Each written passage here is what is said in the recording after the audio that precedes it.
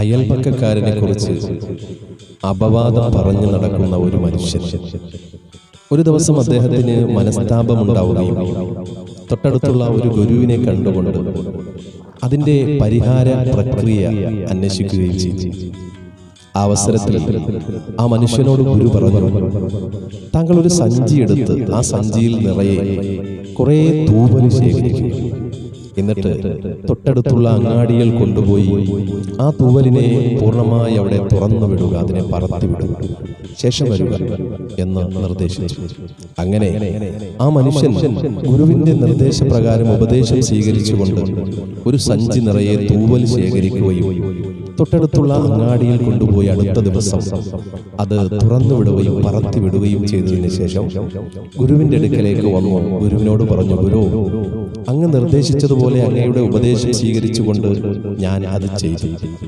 അപ്പോൾ ഗുരു അദ്ദേഹത്തിനോട് പറഞ്ഞു, ഇനി താങ്കളുടെ സഞ്ചിയുമായി ആ അങ്ങാടിയിലേക്ക് ചെന്ന് അങ്ങ് തുറന്നുവിട്ട പറത്തിവിട്ട തൂവലുകളെ ശേഖരിച്ചു കൊണ്ടുവരുവാൻ ഗുരു നിർദ്ദേശിച്ചു. ആ മനുഷ്യൻ തന്റെ സഞ്ചിയുമായിട്ട് അങ്ങാടിയിലേക്ക് ചെല്ലുകയും അവിടെ വളരെ നിരാശയാണ് അദ്ദേഹത്തിന് അനുഭവപ്പെട്ടത്. കാരണം താൻ പറത്തിവിട്ടതായ ഒരു തൂവല് പോലും അവിടെയില്ല. ഒന്നോ രണ്ടോ തൂവലുകൾ എന്തോ തടസ്സപ്പെട്ട് അവിടെ ഇവിടെ കിടക്കണം, ബാക്കി ഒന്നും കിട്ടിയില്ല. വളരെ നിരാശനായി ഗുരുവിന്റെ അടുക്കലേക്ക് വന്നുകൊണ്ട് ആ മനുഷ്യൻ പറഞ്ഞു, ഗുരു, ഞാൻ പറത്തിവിട്ടതായ, ഞാൻ തുറന്നുവിട്ടതായ തൂവലുകളൊന്നും എനിക്ക് അവിടെ കിട്ടിയില്ല.